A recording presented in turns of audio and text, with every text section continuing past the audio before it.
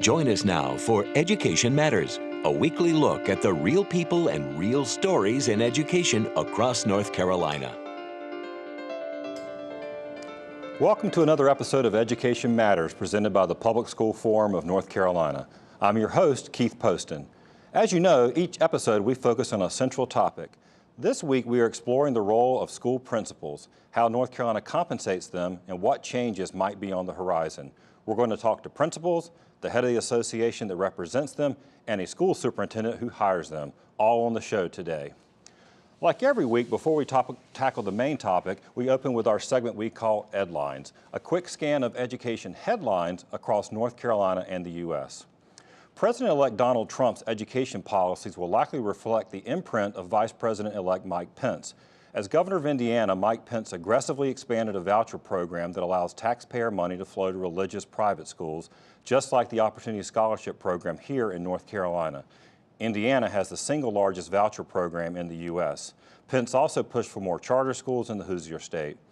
During the campaign, President-elect Trump floated a $20 billion block grant proposal to expand charter and private school options at the state level. If school choice becomes a defining element of Trump's vision for education, expect him to tap someone from that same world to head his education department. Still, education policy remains largely a state and local matter, even more so with the recent passage of the Every Student Succeeds Act. So it remains to be seen how a new administration may affect education here in North Carolina.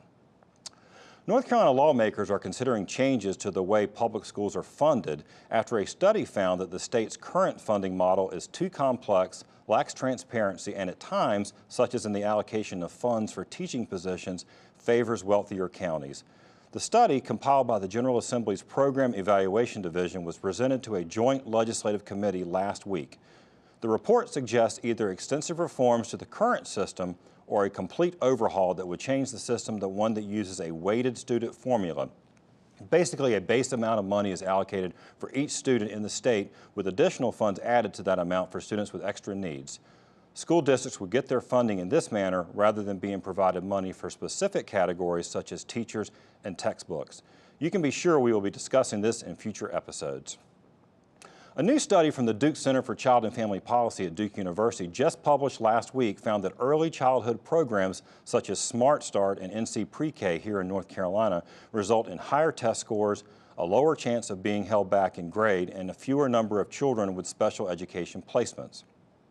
The study also found that those gains lasted up through 5th grade.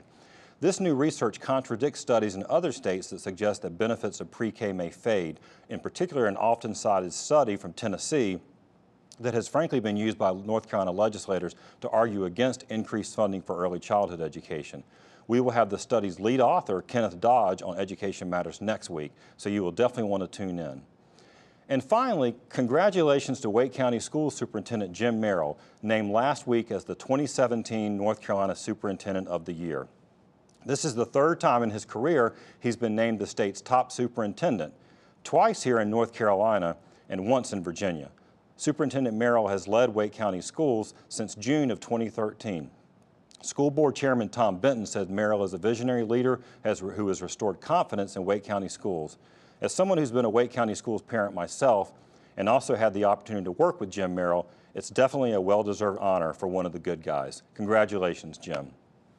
Remember, you can visit the Public School Forum's website at ncforum.org, click Education Matters, and you can read more about each of these Edlines as well as other topics we cover each week.